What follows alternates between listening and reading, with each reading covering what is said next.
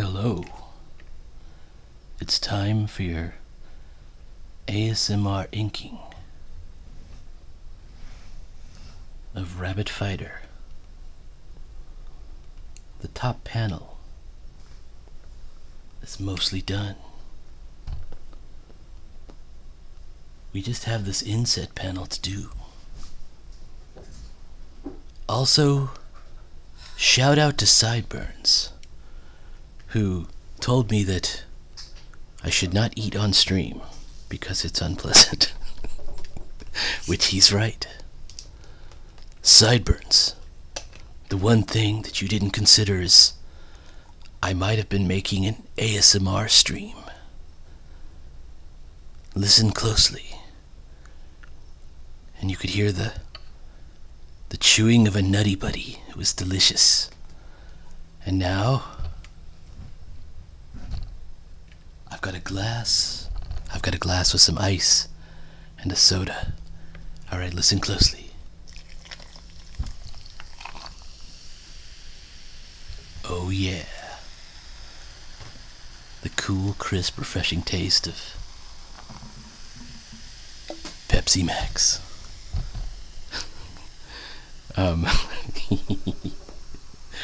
Actually, for real, shout out to Sideburns. That was cool. I actually cut that part out of the video. I was so embarrassed. All right, so we got to keep it going, keep it moving, keep it live.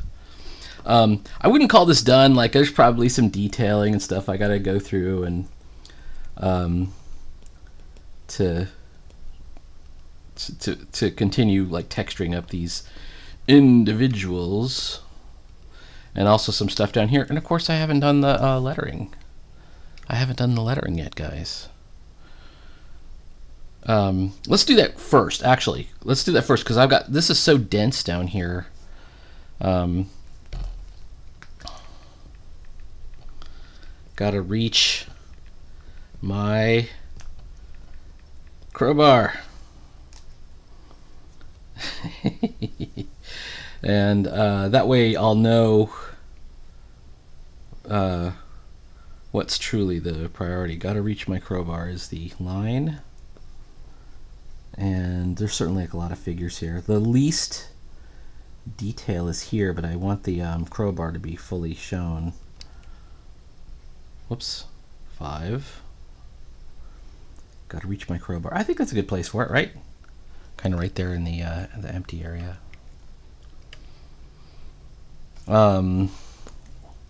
And then for here, what dialogue could you have? You could just have, like, you know, yeah, yeah, something like that. That's pretty good. Let's do that. Let's do it. Let's call that one 15 bold italic. Wait, bold italic. There we go. I want to put it somewhere good. How about right here? Yeah. And make sure we put the bubbles layer. Hello. Rename. So this morning is today's Veterans Day, which I have off today, but I actually have a like a doctor's appointment later on today. So I will be. Maybe that's not a great place for it. Look at this, because I have to draw the. You have to draw the tail of the bubble, and I don't want to draw it through his hat. So let's move this guy around. Let's just see where else it can go. I could put it here. I don't have a lot of options. I could put it right here. I've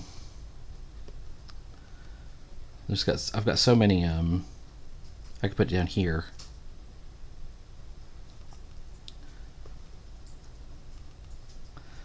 I don't want to cover any of the figures, and I don't want to cover the crowbar. See, if I had been thinking about this before, I probably would have done a little differently, but I think this is okay. Okay. Let's get into the bubbles. And by the way, to Sideburns, noted. He's not lying.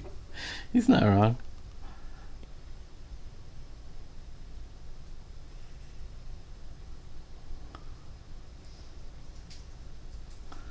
What can I tell you, man? I'm new to this. was forced into it. There we go. That seems to work. That seems to work. And then how about this one over here?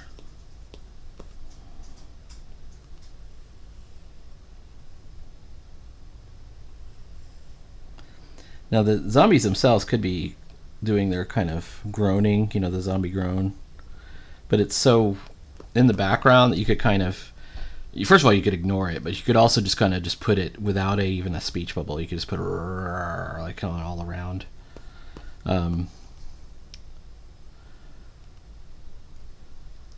I think also got to reach my crowbar. Let's make crowbar italic, or even, how about like that? There we go. That kind of works. And then I'm going to show you the trick once again. Wait. Not this trick. This trick. Got to get in the bubbles layer.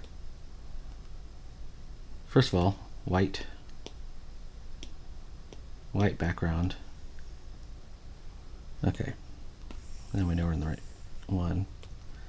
It's the only thing on the layer, and we choose warp, and you can kind of like adjust the edges. This is one of those advantages that you have if you don't use CSP, or you don't use everything on CSP or Clip Studio Pro. Because Clip Studio Pro wants to do everything for you, and one of the things it does is it does speech bubbles, and it does these perfectly round ovals. But I just have to tell you, in real comic books, they're not perfectly round ovals. They are ovals that conform to the shape of the words. If anything, they're almost like oblong. You know, they're rounded corners, certainly, but they fit the shape of the words that are on there. And a real letterer is going out of his way to try and stack his stuff correctly. So I just have to ask, how did you guys like my ASMR opening? Was that pretty good? I made it up like 5 seconds before I turned the the webcam on. Yeah, my original plan was, I'll do every single bit of this on cam. It's actually too hard to do. I would rather do some of it off cam because it's just easier for me. There's my crowbar. He's almost touching it by the time he's saying that. And this gives the reader the idea that if he can just get to that crowbar, it's all over for the zombies. And it is. The zombies are not going to make it. But you have to be legitimately worried about Rabbit Fighter here, right? They've got him. They got him. They're on him. They got him on the ground.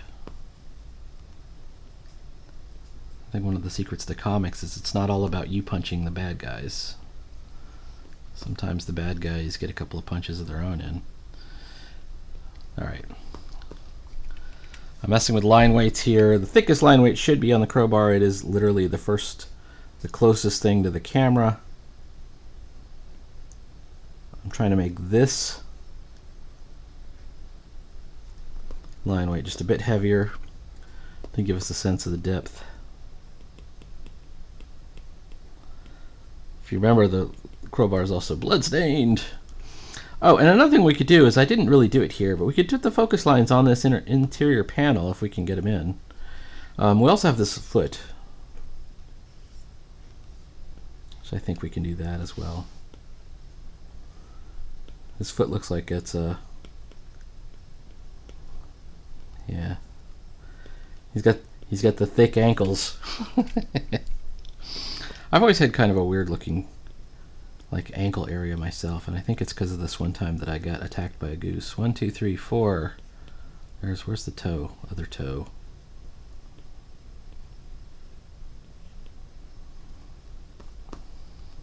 There is a trick to toes that I learned, and I'm not using it now, so let's try and do it.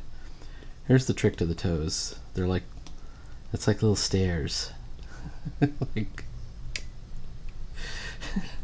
don't know if that even works, but it's like the the nail part of the toe comes off on the lower part of the stair.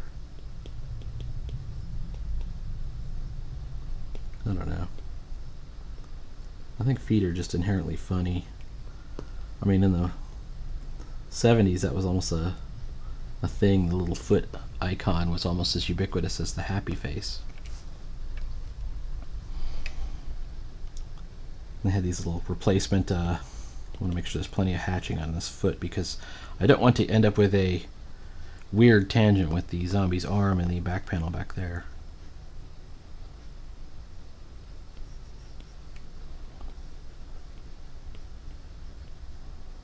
There we go. I think we're in okay shape. It's important not to compare yourself to the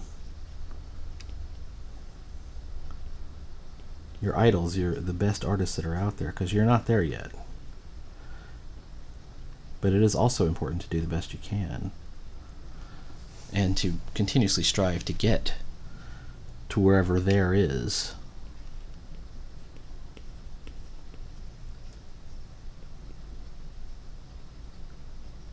You know, if it really matters. All right.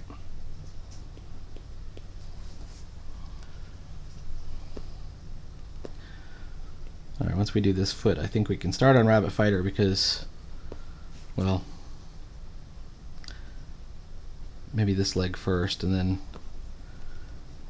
we go on. We're still trying to follow that Prado rule of getting the things closest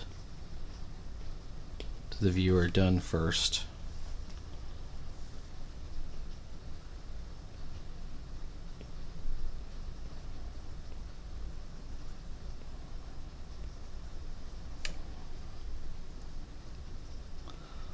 Also, I should probably also let Sideburns know.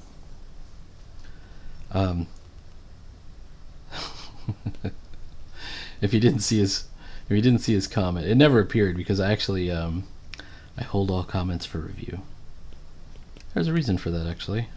It has nothing to do with Sideburns. So then I just cut it out, and then I thought, well, okay, I'll just leave it out but I'm acknowledging it here in the video.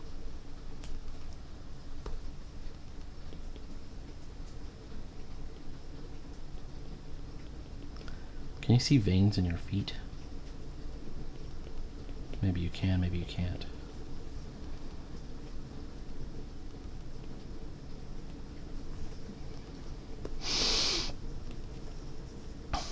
There's a rock, some plants. The way I like to do plants is draw something and then draw something in front of them.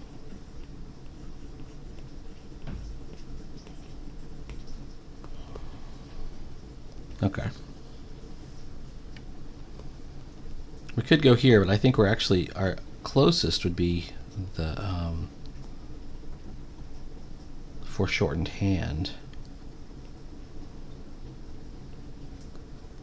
And I've screwed this up. I've given him fingernails because I was so used to drawing zombies.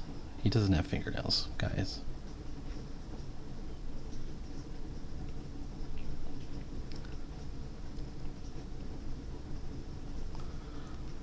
Rabbit Fighter, it's meant to exist in sort of this sort of halfway space between the realistic and the sort of very cartoony.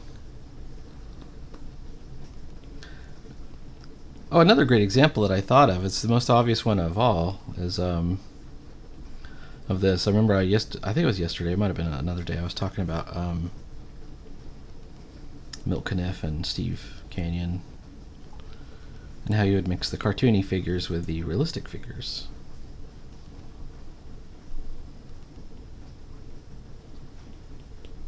The most obvious one of all, though, is Teenage Mutant Ninja Turtles. The turtles are not drawn, well, they're not particularly realistic. They sort of exist in their own universe. And so does Splinter. And then have their own reality. And then you have April O'Neil, right? So she's meant to be looking like a realistic woman, or as realistic as they could make her on those first couple of issues. I actually quite like, they didn't, whether it was through just skill or whatever, they didn't have the ability back then to make her especially realistic looking, and she's much more pleasant to look at than, later on when they've got her, they've got these characters looking a lot more realistic. They're not as interesting to me at all. I was looking at the other day, the Ethan Van Sciver's got, I don't know if it was a proof or something, but for the I Spit on Your Hive cover of the latest installment of Cyberfrog with Heather Swain, where the I Spit on Your Grave, I only know the DVD, or not the DVD cover, the video cover. It was VHS, it was from that era. Is iconic, and he kind of copied that pose, and it was I Spit on Your Hive. It's hilarious, it's great. But that look, this quote-unquote, we're going to call it photorealistic look, I even got to this conversation over at Perch the other day. Even if it's convincingly realistic, even if it comes off perfect, it's not as fun to look at, in my opinion, than just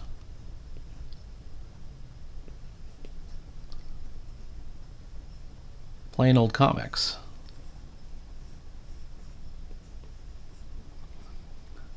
Somebody wanted to argue. They said, well, I've seen the cartoony look on Captain Marvel and it was terrible. I'm like, are you talking about the Fawcett Captain Marvel, the C.C. Beck Captain Marvel, widely acknowledged as one of the most iconic representations of that character? The most iconic representation, but one of the most iconic representations of any comic character ever. C.C. Beck was almost more like a newspaper cartoonist. And also, for the period that it was C.C. Beck and friends, because I know that there was other artists that were ghosting in, that comic was the most popular comic of its era. It outsold Superman. And I think part of it has to do with it's just a more attractive look when you're able to draw cartoony. So,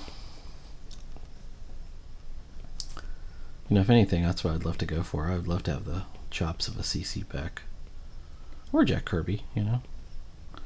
Kirby gets all the credit right now, and rightly so.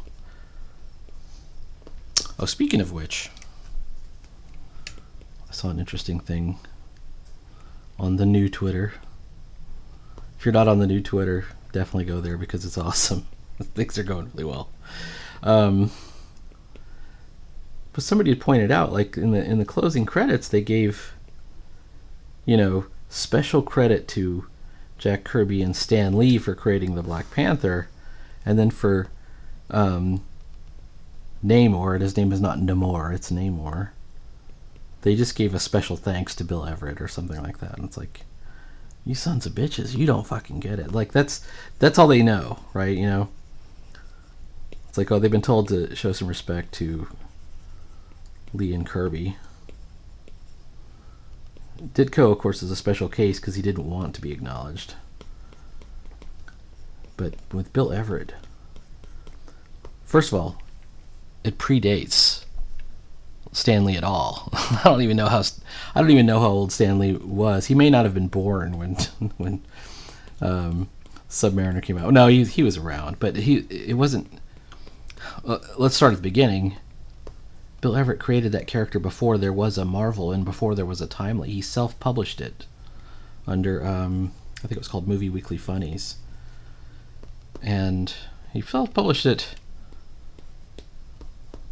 in such a way that, according to the rules as we understand them right now, I think it's a public domain character. In fact, I don't think that's under dispute. If you go to Public Domain Superheroes Submariner will be listed. Now it's only the version from the very first appearance. It was under Movie Weekly Funnies, and they literally did add some pages and some details when Marvel bought out the Bill Everett. I wouldn't call it a studio. It was just kind of like 4 or 5 guys. I forgot what they call these things. Maybe they did call them a studio, but it was kind of like a packager. You know, it's just a bunch of guys that got together in the 30s, drew comics, and in a room. And you know, Martin Goodman or whoever from Timely said, "You know what? I like your style. I'm hiring every one of you guys, including Carl Burgos." and you know, I love Carl Burgos. I've showed you my Air Sub DX homage comic, which is Le Corbeau. This is a true wrestling pose right here. It's got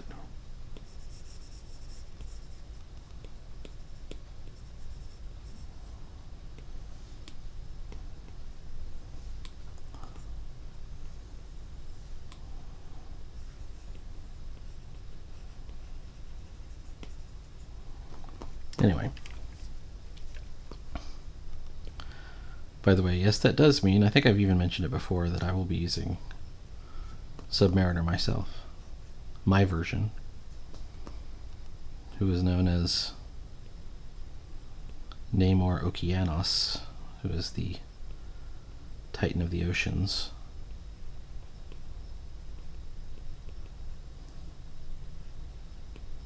And he'll be a distant cousin to Prometheus powers, just as in Greek mythology, Oceanos, or Okeanos, was a distant cousin to Prometheus and Epimetheus.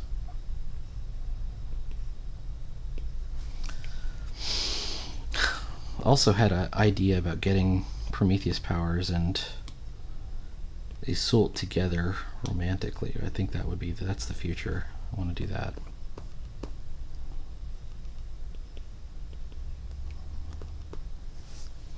Alright, it's starting to come together. And once again,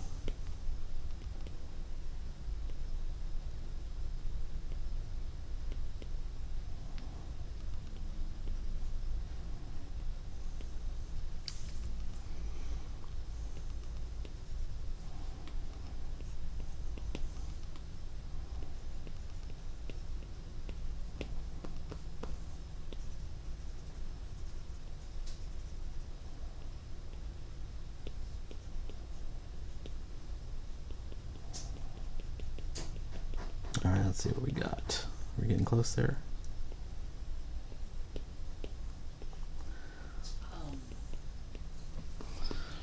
I had an idea for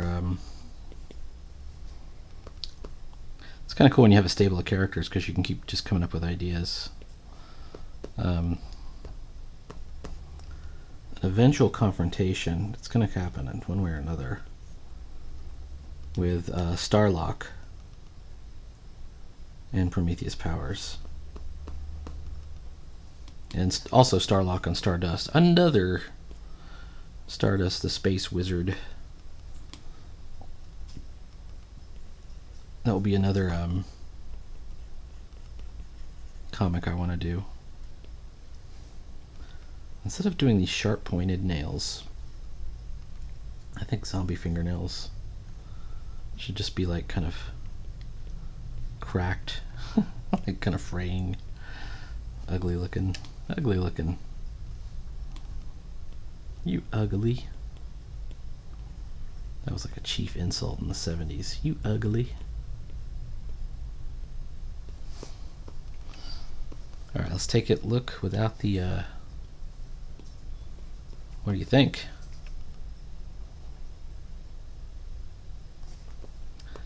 I'll tell you what, down here has got to have something, right?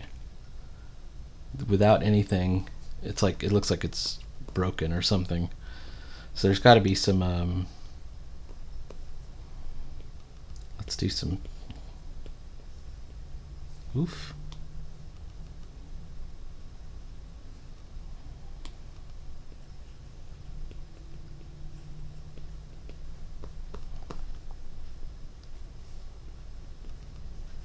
Cactuses or something.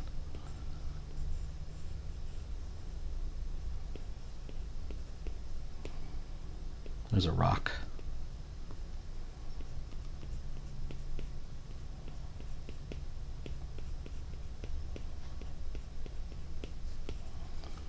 Every time I say there's a rock or a rock, I keep thinking of those Arrested Development episodes where they were like, we've got to like bring up the I can't remember what the family business was, but in such a way that doesn't remind them of the conflict in Iraq. We'll have some kind of feel good commercial, and it'll show our stability. And so they came up with Like a Rock, and it was literally like, instead of reminding people of Iraq, they would remind them that their business is like a rock, or whatever it was. It was really funny. Because Like a Rock, I can't remember, it was a car company, I think. It was like Ford Trucks or something like that.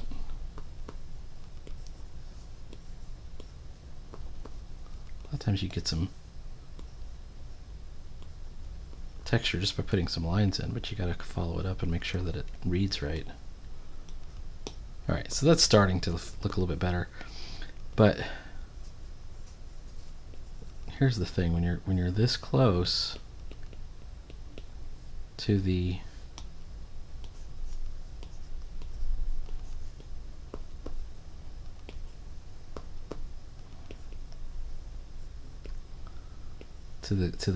camera, you got to make sure that your line weights are right. So you can see this is why the rule of Prado exists, really.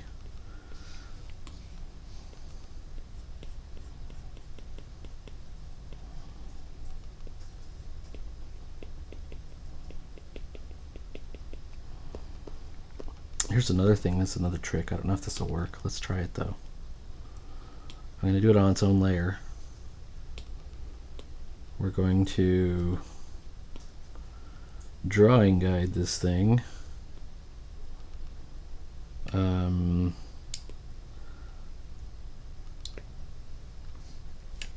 want to make sure that everything's going towards this rabbit fighter. Oops.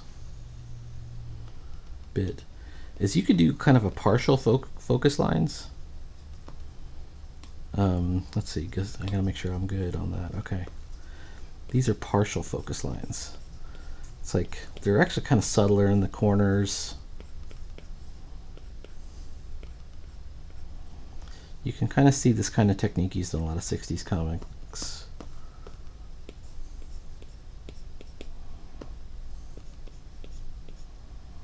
Let me make it a little bit bigger.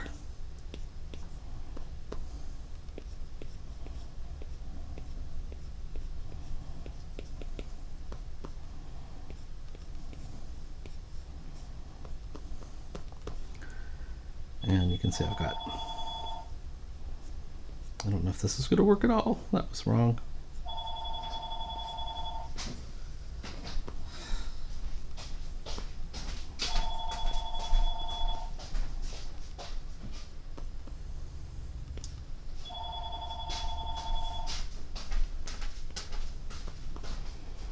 Okay. Take the drawing guide back out. And just take a look. Does it seem to work? I think it kind of seems to work. I'm taking a look here. You know, maybe I need to put more and just get a little bit bolder, you know, with my line weights.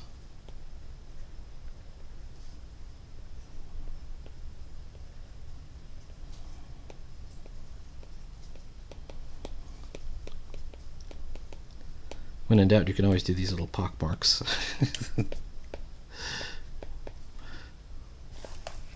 All right.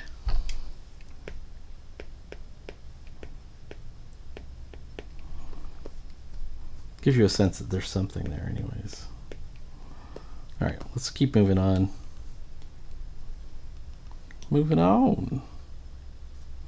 Where's my pencil layer? There it is.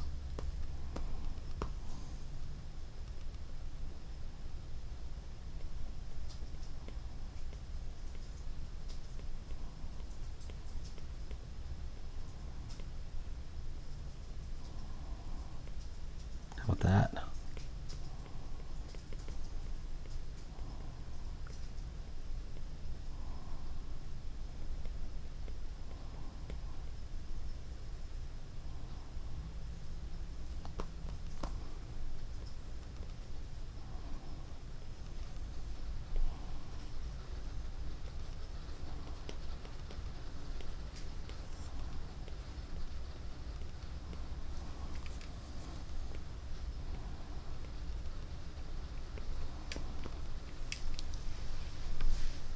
Okay, starting to come together.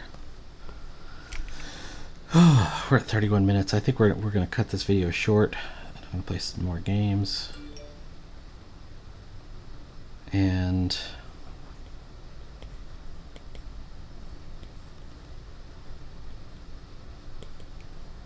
this guy's going to be just slavering, a slavering zombie.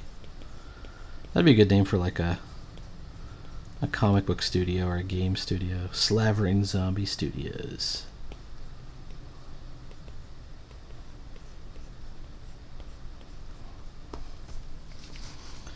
We just want to get nuts with it.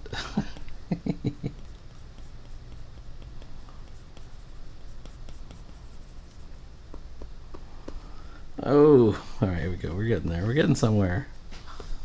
We're getting somewhere. Somewhere, buddy. Oh, shucks. Look what I did. I screwed up. Okay, we gotta fold these two together, which we did. Okay, boom. And then we gotta take this out.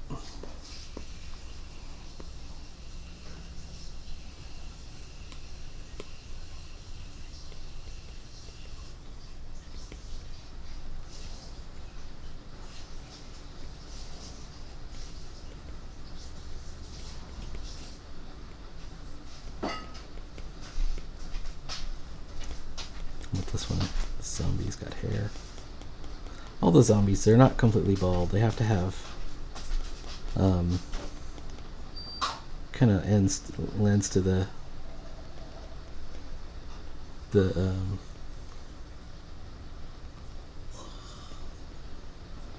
zombiness if they aren't like slick.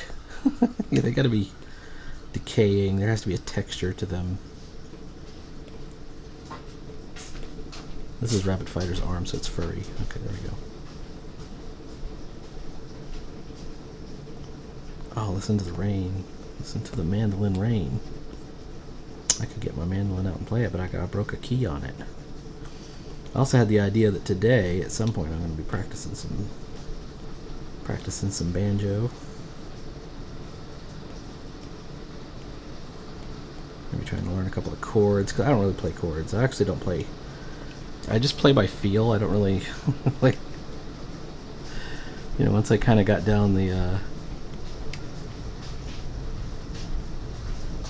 general format of how to pick a banjo, I was like, oh yeah, looking good, man.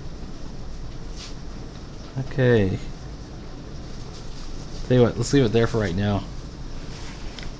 This is going to be an impressive page when it's done, just because of the amount of detail that's on here. I'm not saying I'm a genius. I'm not saying I'm a genius. You are saying I'm a genius. No, I'm not saying I'm a genius at all. But I think this will be an impressive page just because of the sheer amount of figures and detail. And actually it isn't taking the amount of time that I thought it would. Which means either I'm improving, or you know, maybe I don't know what's happening, man. I don't know. Or maybe the things that I thought took time don't take as much time as I thought.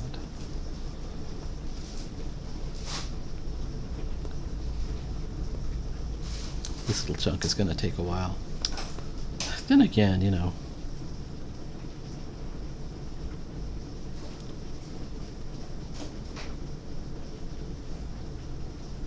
How long could it take, right?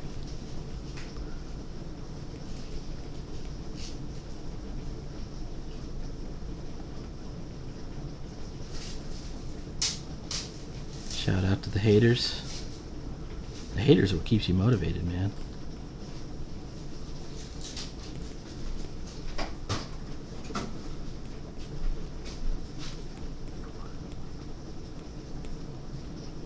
Just jealous, it's the Beastie Boys.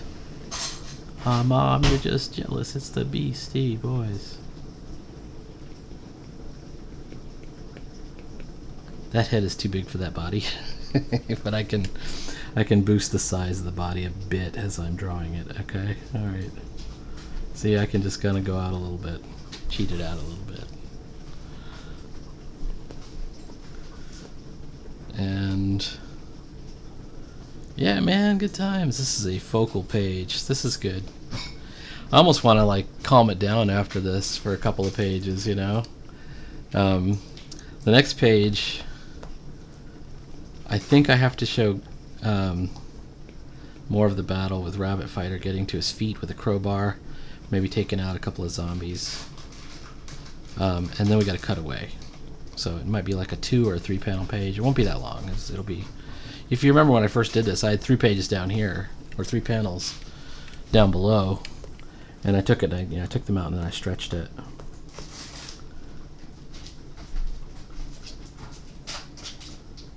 To aid with the composition.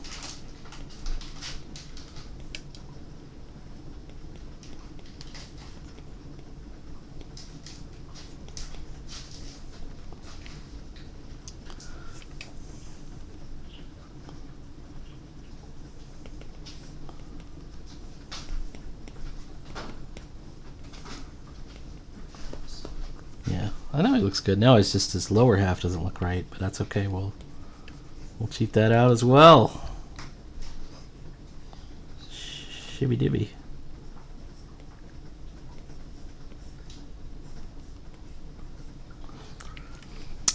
All right. Quick shout out. I'm gonna probably have another video. I don't know if it'll be today, but it might be this weekend. Where I'm going to do Volehammer again. I'm going to be talking about developing a brand new comic from a story that we're actually hacking together from a role-playing game. And I went ahead and drew the characters from that, so I'll be showing these again. These are our 4 main protagonists and the 1 side character, the Scout. And we'll be talking about how the story is going to play out and how we're going to plan for it and everything. And where my design choices came from, the weird mask. This one's a mutant. Why he has these strange protuberances and her crazy hairstyle. Where did the headband idea come from? Alright, so like, follow, and subscribe. Stay tuned for more Inking Rabbit Fighter. Let's bring back the Rabbit Fighter one. Stay tuned for more Inking Rabbit Fighter. And check out Volehammer if you haven't checked it out. And if you are in the mood for watching someone stream Trove badly, or if you want to join me on Trove, leave me a comment or something. The Trove thing is turning into a lot of fun. I haven't done gaming like that in a really long time, so good times. Alright, see you later.